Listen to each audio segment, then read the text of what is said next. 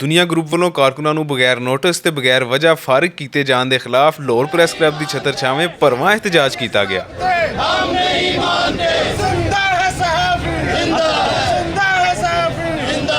कारकुन सहाफियां दी वड्डी rally press club तो निकली ते दुनिया न्यूज़ दे सामने एहतजाजी धरना दिता गया।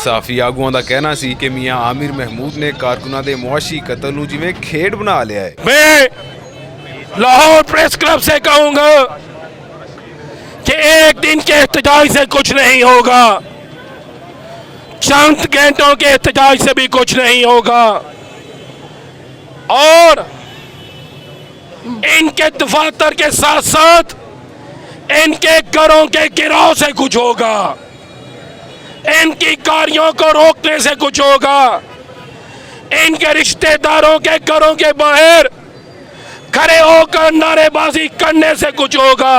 ये आमर और मीडिया मालकान याद रखो, आपने 25-25 की बुनियाद पर लोगों को माशी कत्ल किया है, लेकिन अल्हम्दुलिल्लाह वो सरवाइव कर रहे हैं।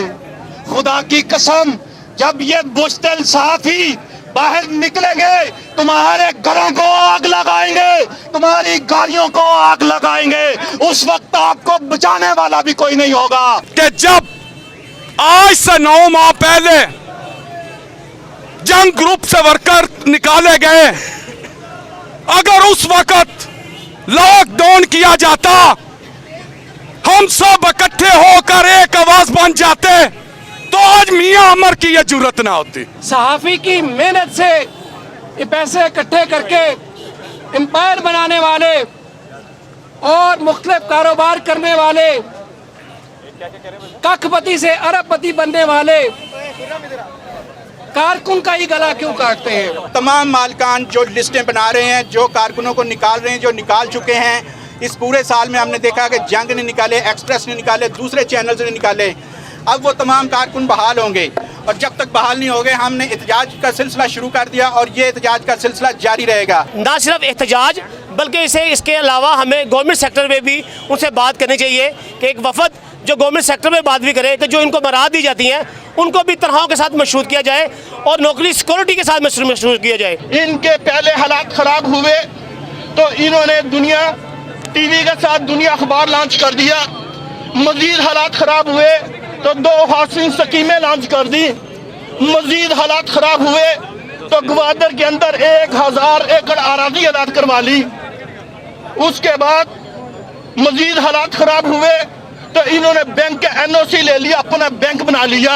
मैंने इस तरह का बदतरीन क्राइसिस नहीं देखा, और ये क्राइसिस वक्त ये सूरत हाल इख्तियार कर चुका है कि इस वक्त जैसे भारत पानी छोड़ता है और सैलाब पाकिस्तान को ले डूबता है, इस तरह मालकान के गठ जोड़ने जिस तरह सहाफियों को निकालना शुरू किया है। खुदारा अगर आप लोग इकट्ठे नहीं होंगे, आप शीशा पिलाई हुई दीवार बन के सामने नहीं इकट्ठे होंगे, तो 6 माह से साल तक आप मेरी बात लिख लें, बेशुमार प्रिंट मीडिया के इदारे बंद हो जाएंगे। सहाफी आगुआं दुनिया ग्रुप की तालाबंदी भी की ते आख्या कि लोगों के रोजगार खोन वाले इन्हां फिरौनां नूं इन्हां दे अंजाम तिकर पहुंचाया जाएगा। आज साडे वर्करां दे नाल दुनिया न्यूज़ के मालक जालम जो तजाबर मालक ने मियां अमर महमूद ने जो किया है, उन्होंने अचानक बरतरफ किया है, असीं उहदी भरपूर मजम्मत करने हैं। अहमदाबादी ने लाहौर प्रेस क्लब की ज़ेरे निगरानी अज तमाम जो गेट ने उन्होंने ताले लगा दिते हैं, जिन्हें तुसीं देख सकते हो, और जो तक साडे वर्कर बहाल नहीं होंगे असीं इन्हां दे गेटां दे ताले नहीं खोलांगे, और इंशाअल्लाह यह एहतजाज उदों तक जारी रहेगा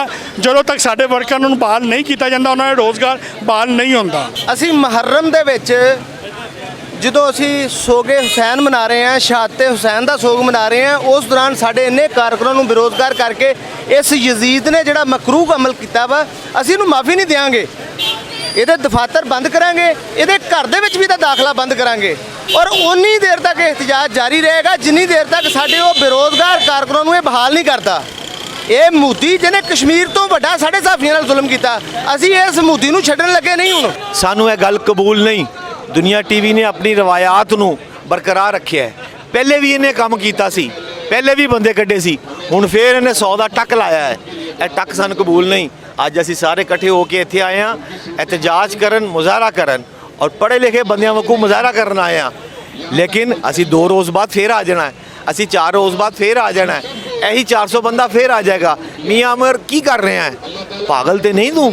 ਕਿਸੇ ਸਾਬਕ ਬਿਊਰੋਕਰੇਟ ਨੇ ਤੇਰਾ ਦਿਮਾਗ ਤੇ ਨਹੀਂ ਖਰਾਬ ਕਰ ਦਿੱਤਾ? ਅਜੇ ਵੀ ਵਕਤ ਹੈਗਾ, ਬੈਠ ਕੇ ਅੱਛੇ ਅੰਦਾਜ਼ ਨਾਲ, ਪੜ੍ਹੇ ਲਿਖੇ ਅੰਦਾਜ਼ ਨਾਲ ਮੁਜ਼ਾਕਰਾਤ ਕਰ, ਬੰਦੇ ਬਹਾਲ ਕਰ, ਜਿਹੜਾ ਹੱਕ ਹੈ ਸਾਡਾ ਦੇ। ਰੋਜ਼ਾਨਾ ਕਿਸੇ ਨਾ ਕਿਸੇ ਇਦਾਰੇ ਦੇ ਕਾਰੋ ਬੰਦੇ ਨੂੰ ਫਾਇਰ ਕੀਤਾ ਜਾਂਦਾ ਹੈ। ਇਹ ਕਿਸੇ ਸੂਰਤ ਕਾਬਲੇ ਕਬੂਲ ਨਹੀਂ ਹੈਗਾ ਸਾਡੇ ਸੇ।